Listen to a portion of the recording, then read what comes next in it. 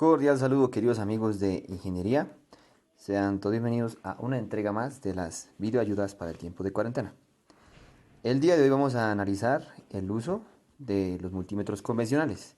Tenemos aquí un multímetro convencional, multímetro de combate le llaman, y una pinza amperimétrica con multímetro adicional.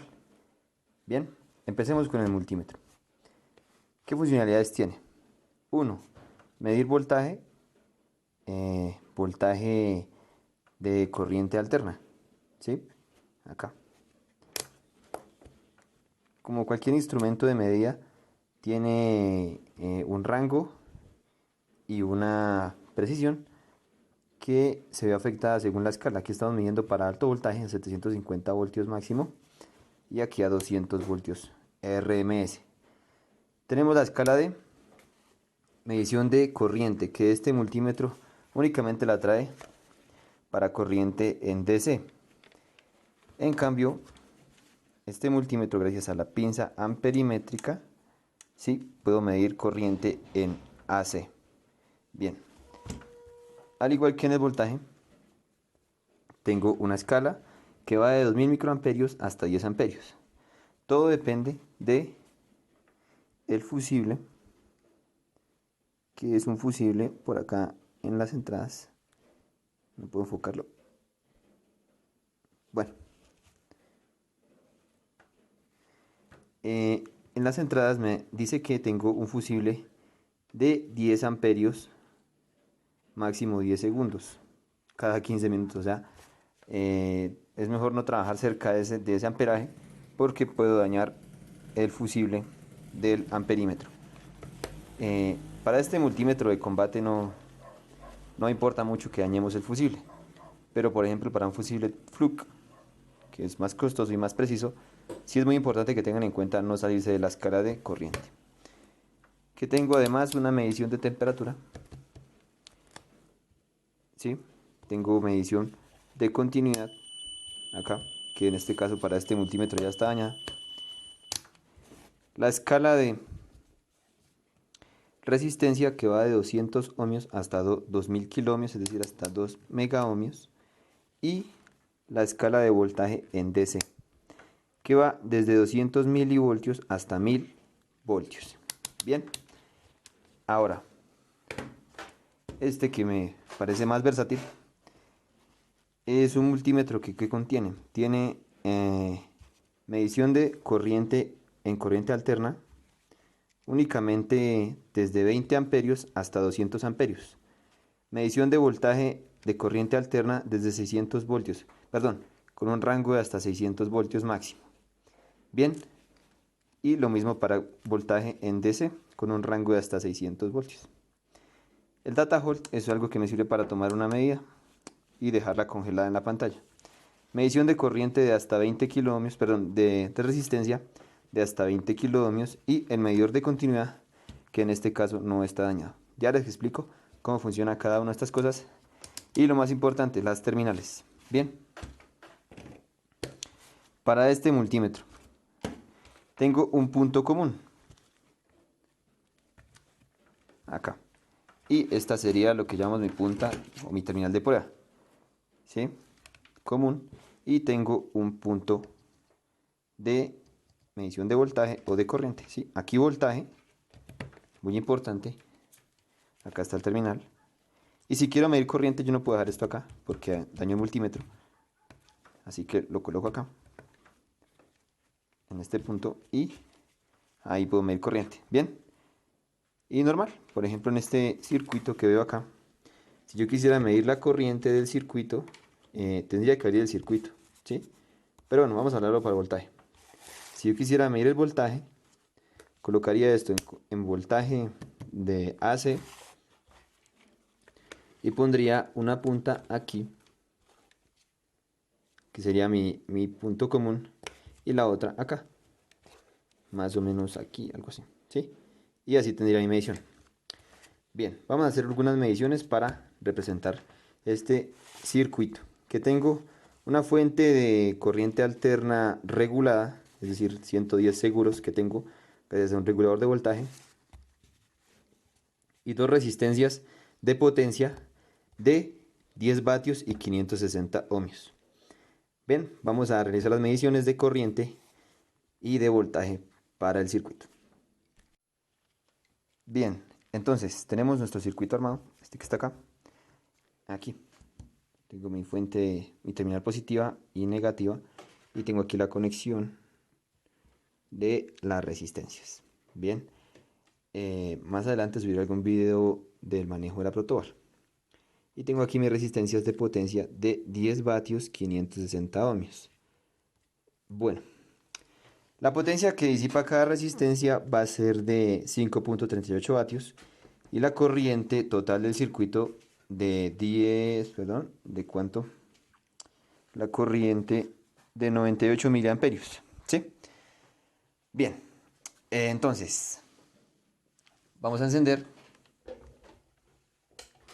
el circuito. Vamos a colocar. Tengo colocado el multímetro en estas dos terminales, acá y acá, ¿sí? Cada pinza está conectada. Y me marca 110 voltios, RMS. Y tengo colocada la pinza amperimétrica, así, midiendo una sola vuelta de 60 miliamperios. ¿Hay alguna diferencia entre la medición, entre la medida ideal y la medida real? Bien, vamos a hacer un truco. Bien, queridos amigos, si observan, hice pasar 3 vueltas por la pinza amperimétrica. ¿Cómo funciona una pinza amperimétrica? Gracias al efecto Hall. Está relacionado ciertamente con la ley de Faraday. Si recuerdan la ley de Faraday, que está acá. Una fuerza electromotriz inducida es igual a la variación de campo magnético en el tiempo. Es decir, una corriente DC que no varía en el tiempo no produciría campo magnético y no podríamos medir la corriente con esta pinza. Habría que conseguir una pinza que funcione bajo otro tipo de efecto. Y bueno, sí existen pinzas para medir corriente continua en este modo. Al colocar yo 3 vueltas aquí, estaré midiendo 3 veces la corriente. Y así puedo quizás acercarme un poco más al valor real, debido a que la escala de corriente de esta pinza amperimétrica es de 20 amperios, ¿sí? Desde 20 hasta 200 amperios.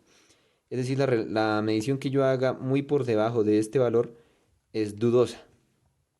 Bien, sin embargo vamos a hacer el intento. Vamos a encender de nuevo. Y tengo 0.24 amperios o 0.25 amperios dividido entre 3. Eso me da más o menos 0.80 amperios aproximadamente, que se aproxima un poco más a nuestro valor. Tenemos 18 miliamperios de diferencia, así que con esta escala y esta pinza es bastante complejo medir estas corrientes porque son muy pequeñas. Así que tendría que buscar un instrumento de medida que se adapte a esa corriente.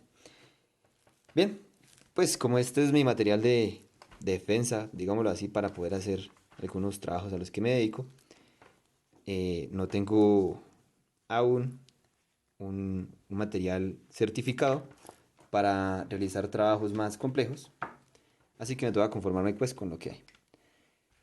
¿Qué pasa si en determinado caso, aquí tengo mis dos fuentes, quisiera medir la corriente? Ven, aquí yo hago pasar por una sola entrada, es decir, por un solo cable, pues digamos por la línea, el campo magnético. ¿Qué pasa si lo hago por las dos líneas? ¿Sí? La medición de corriente es nula, ya que el campo magnético se anula. Bien, eso es todo, queridos amigos. Bueno, adicionalmente podríamos apagar. Podemos medir la resistencia con el ohmmetro que trae este sistema. Entonces tenemos aquí la medición de las resistencias. Lo que he hecho es colocar las terminales de la pinza amperimétrica como multímetro, como ohmmetro, y he medido. Esto me da un total de 1.08 kilo ohmios. En realidad es 560 por 2, ¿sí? Eso me da un total de 1000 y 2 por 6, 120. 1.12 kilo ohmios, ¿sí? Si estoy en lo correcto. Bien. Así que también tengo cierta diferencia debido a la escala que estoy manejando en kilo ohmios. Debería tener una escala más pequeña como la que manejo en este multímetro. Pero debido a una sobrecarga que le ocasioné a este multímetro, pues ya no funciona la escala de continuidad ni la escala de ohmios. Bien. Ahora, ¿qué pasa si cambio a una sola resistencia? Tengo 0.53 kilo ohmios, pues que se acerca al valor de 560 ohmios. Por 30 ohmios estoy en un valor errático. Bien, eso es todo por hoy. En la próxima clase les voy a enseñar a manejar, de pronto quizás veamos algo de capacitores. Eh, por aquí tengo código de colores de resistencias. ¿Qué más tengo por acá? A manejar baquelas preformadas, que son protobar. Les explicaré un poco de la protobar. Tengo capacitores del tipo poliéster. Podemos ver también cómo, lo más importante, cómo saber si un diodo está bueno o malo, está dañado. Tengo por aquí transistores. No, mentiras, esto es un triac. Tengo un triac, LED 7 segmentos. Tengo por aquí más cosas. LEDs. Aquí tengo. Y esto es súper importante. Aprender a identificar cuando un diodo está bueno, cuando un transistor está bueno. Por aquí hay un transistor. Aquí tengo un transistor. Mentiras, no, este es un transistor tip 31. Y bueno, muchas gracias por su atención y nos vemos en la próxima.